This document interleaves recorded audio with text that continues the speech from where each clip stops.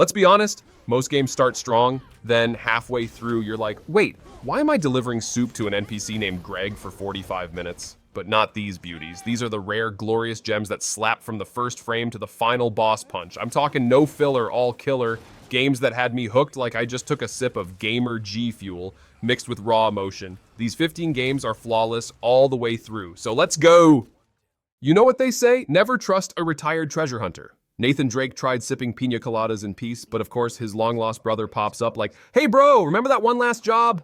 Classic. And suddenly we're back to swinging off cliffs with just a rope and some overconfidence, casually shooting 300 dudes while making witty one-liners. Uncharted 4 is like the Fast and Furious of archaeology. Explosions, emotions, and people who never seem to run out of upper body strength. And let's not ignore how insanely beautiful this game is. Every sunset, rock face, and pirate ship is Instagram-worthy. Plus, it taught us that the true treasure was family. Or maybe it was pirate gold. Still not sure. What I like about this game is the perfect mix of action, heart, and moments where I scream no way and then fall off a ledge anyway.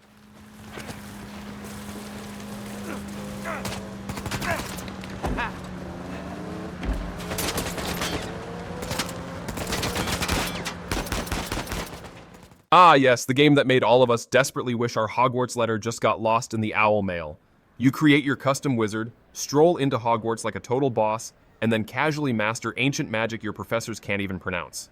The world is jaw-droppingly gorgeous. You've got broomsticks, hippogriffs, secret caves, haunted toilets, yes, haunted, and endless opportunities to absolutely destroy a group of poachers just for looking at you funny. The plot? Deep. The combat? Shockingly satisfying. The number of times I yelled Avada Kedavra while feeling slightly guilty? Uncountable. What I like about this game is the freedom to live my wizard fantasy and become either a noble hero or a full-blown magical menace in a school uniform. I shall cast my eyes closer, best to be sure. Levioso! Look alive! Expelliarmus, it's you who interfered with us. Leon S. Kennedy is back, and he's cooler, smoother, and somehow still rocking that same haircut from 2005. This remake is like the original Resident Evil 4 went to the gym, got a skincare routine, and came back a total icon. The combat? Punchy. The horror? Creepy as hell. The villagers? Still yelling things I don't understand in Spanish while trying to chainsaw my face off, and Ashley? Slightly less annoying. Progress. It's the perfect balance of nostalgia and fresh terror, and the moment you kick open a door with a roundhouse kick just to assert dominance, you know you're playing a masterpiece. What I like about this game is the over-the-top action horror vibe where I can scream in terror, then immediately dropkick a zombie with sunglasses on.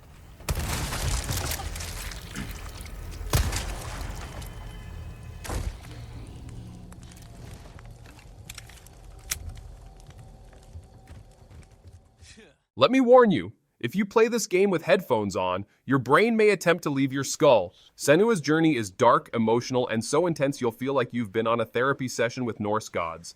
The voices? Constant. The visuals? Trippy. The combat? Brutal and intimate. It's like a psychological horror movie made love to a Viking legend, and this game was born. And Senua? She's a total badass, fighting through literal hell while battling inner demons that whisper sweet existential dread into your ears. It's powerful, it's artistic, and at times, weirdly peaceful. What I like about this game is how it makes mental health the scariest boss fight ever, and still leaves you feeling inspired. No, nearly the end.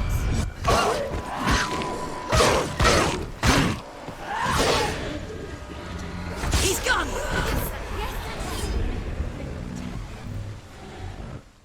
Imagine walking into an office building only to find out it's actually a living, breathing, shape-shifting entity filled with angry floating people and a guy turning into a fridge. That's Control in a nutshell. You play Jesse Faden, who just kind of strolls into the Federal Bureau of Madness and somehow becomes the boss. Your weapons shift like Transformers, your powers are basically Jedi meets X-Men, and the architecture constantly changes like IKEA on steroids. It's creepy, stylish, and confusing, but in a sexy, I don't know what's happening, but I love it kind of way. What I like about this game is launching desks at enemies with my mind while pretending I'm the CEO of Chaos Inc.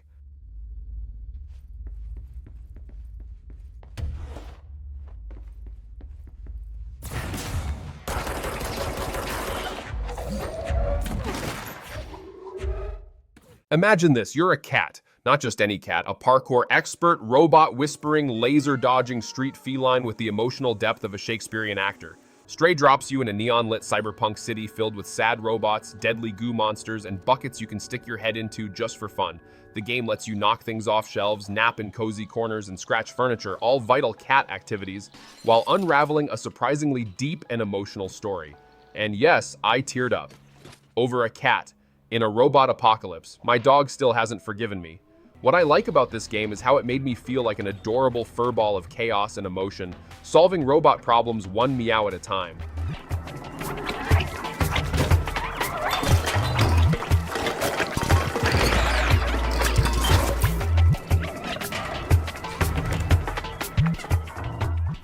This game is basically hide and squeak, but with 9,000 play grats and the most stressed out sibling duo in gaming history. You play as Amicia, a teenage girl who's somehow become a stealth ninja, alchemist, babysitter, and full-time rat dodger in medieval France. Oh, and your little brother? He's adorable, but also possibly carrying the apocalypse in his bloodstream. Everywhere you go, it's rats, soldiers, rats, emotional trauma, and then, oh look, more rats. But somehow, it's beautiful. The story, heart-wrenching. The gameplay, tense enough to give you ulcers. What I like about this game is that it's a gut punch of a journey that made me care deeply about two kids while yelling, "Why are there so many rats?" So that's their plague. Rats. The priest spoke of a way out, through the crypt.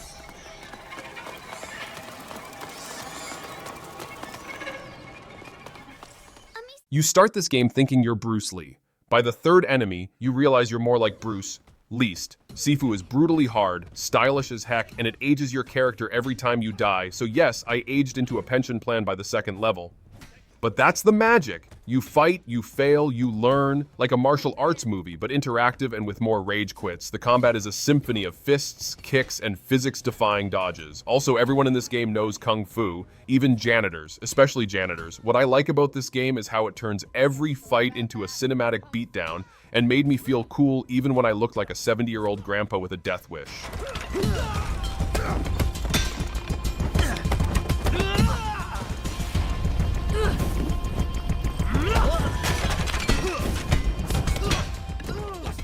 If Spider-Man got bitten by a zombie instead of a spider, you'd get this game. It's parkour, post-apocalyptic chaos where you can drop-kick a zombie off a rooftop, and that's not just encouraged, it's expected. You sprint, vault, and climb across a decaying city while trying to avoid becoming someone's lunch.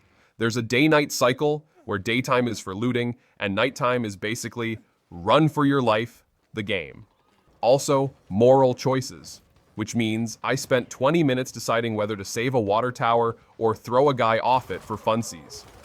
What I like about this game is the freedom to be a rooftop ninja 1 minute and an undead punching machine the next, while occasionally pretending I made ethical decisions.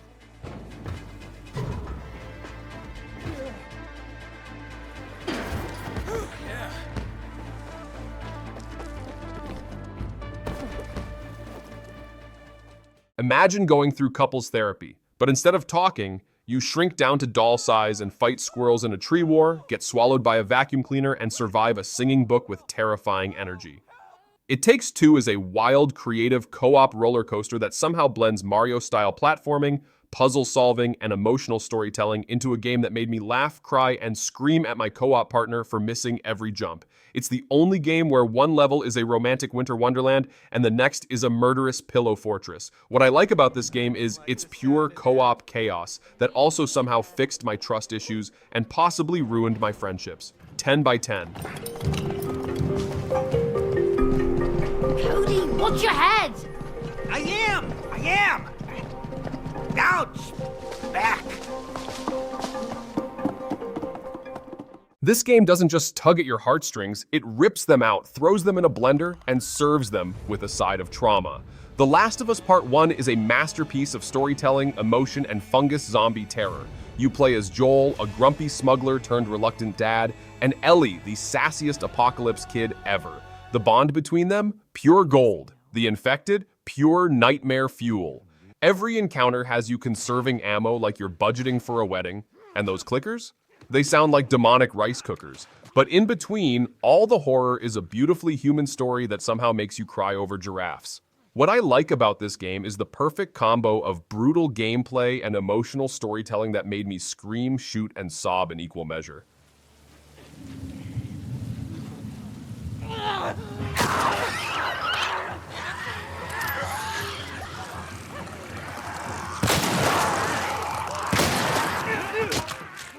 Boy, that single word redefined fatherhood. God of War 2018 took Kratos from angry god murderer to emotionally stunted dad, and it's beautiful. You're smashing trolls in the face with an axe that feels like it was forged by Thor himself, all while awkwardly parenting your son Atreus, who alternates between adorable sidekick and boy, stop shooting that. The Norse mythology twist brings in gods who act like shady coworkers, and the story unfolds in one continuous camera shot that makes you feel like you're on a very violent, very emotional roller coaster. What I like about this game is that it made Kratos relatable, gave me the best axe in gaming, and turned me into a dad without the diapers.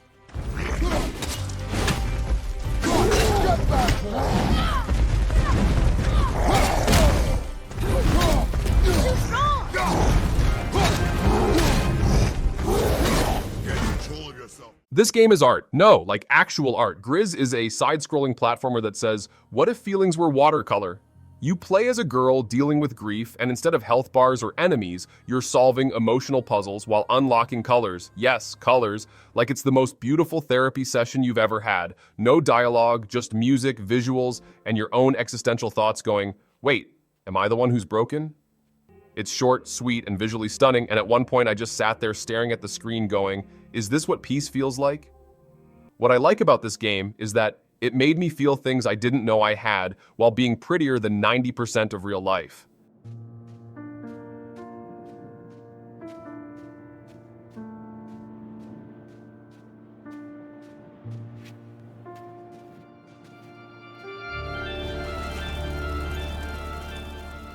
Silent Hill 2 is back and more psychologically terrifying than ever. This isn't your jump scare horror, it's the kind that makes you question your life choices, your identity, and whether that mannequin just moved. James Sunderland strolls into town looking for his dead wife because that's always a great idea, and boom, you're neck deep in fog, trauma, and monsters that look like failed IKEA furniture.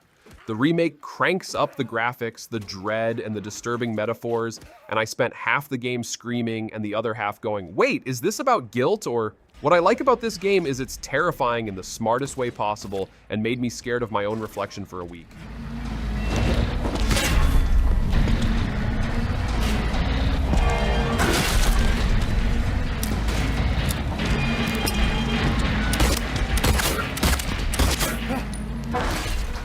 Lara Croft is back and she's done taking anyone's crap. Rise of the Tomb Raider is peak action adventure where you're jumping off cliffs, solving ancient puzzles, and murdering mercenaries with the calm efficiency of someone who definitely reads history textbooks for fun. The environments are gorgeous, from snowy Siberian mountains to ancient tombs that probably violate every health code. Lara spends the whole game getting beat up by nature and still manages to look cooler than any of us ever will. Also, her backpack somehow fits 300 arrows, 5 guns, a flamethrower, and a full museum's worth of artifacts. What I like about this game is that it made me feel like a badass archaeologist with a PhD in parkour and an honorary degree in blowing stuff up.